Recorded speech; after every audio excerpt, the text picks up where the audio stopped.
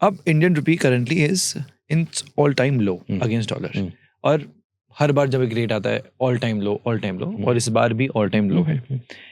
Simply आप मुझे ये समझाइए कि इंडियन रुपी अगेंस्ट डॉलर का कम होने का मतलब क्या होता है?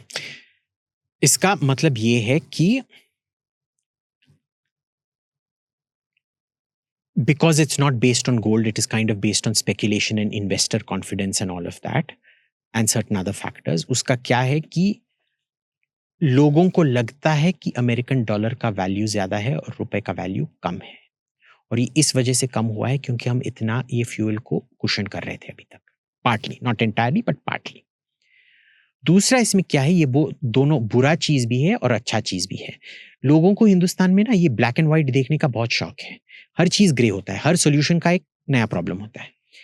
जब रुपी कम होता है हमारा जो मैन्युफैक्चरिंग है वो बढ़ता है, क्योंकि उसका दाम जो 5 लाख का आप गाड़ी बेचते हो डॉलर टर्म्स में अभी वो 4 लाख बन गया है, देयरफॉर ज्यादा लोग उसको खरीदेंगे। बैड बात क्या है कि आप जो 100 रुपए का आलू रहे थे वो अब 120 रुपए का हो गया है। तो एक कॉस्ट भी है, एक बेनिफिट भी है। That is the way this works. So dollar exchange rate, this is the main thing. Rupee against dollar के गिरने की क्या क्या वजहें होती हैं? What are the major reasons? So एक तो टैंजिबल है, एक इंटैंजिबल होता है। टैंजिबल में क्या होता है कि आपका जनरल बैलेंस ऑफ पेमेंट्स क्या है, मैन्युफैक्चरिंग क्या है, कॉस्ट ऑफ लिविंग क्या है, इंटरनल इन्फ्लेशन क्या है, आपकी आर्थिक इनफ्लो आउटफ्लो, फाइनेंशियल मैनेजमेंट क्या है। जो इंटैंजिबल है वो है थिंग्स लाइक कॉन्फिडेंस। जब आप एक फ्री फ्लोटिंग करेंसी रखते हो, यानी कि कोई भी खरीद सकता है मार्केट में, कोई भी बेच सकता है, ये काफी स्पेकुलेशन पे चलता है। There's nothing you can do about that. अभी जो करंटली ये प्राइसेस गिरे हैं अगेंस्ट डॉलर, उसकी वजह सिर्फ फ्यूल ही है या और भी कुछ है? It's mostly this, not just fuel, but जो ग्लोबल तनाव है, क्योंकि हम एक बहुत प्रोन सिचुएशन में भी हैं। We are very close to Iran. We're just one country away from Iran. So that is also a problem. कई लोगों ने प्रेडिक्ट किया कि फ्यूचर में आने वाले टाइम में रुपी will be 150 rupees against $1. Do you think कितना जा सकता है? But maybe not in the next 10-12 years at least. How? जब से मैंने ये रेट देखना शुरू किया, the earliest I remember the dollar to the rupee, जब से मेरा कॉन्शियसनेस है, मेरे को कुछ याद है, was 8 rupees to the dollar. 8 rupees to the dollar. और कब की बात है? I don't know. I think this must have been when I was 6-7 years old. Okay. So 40 years back. Okay. Then it went up to 10. We're like, 10. Went up to 12. Oh, bhai saab, the economy is collapsing, this and that.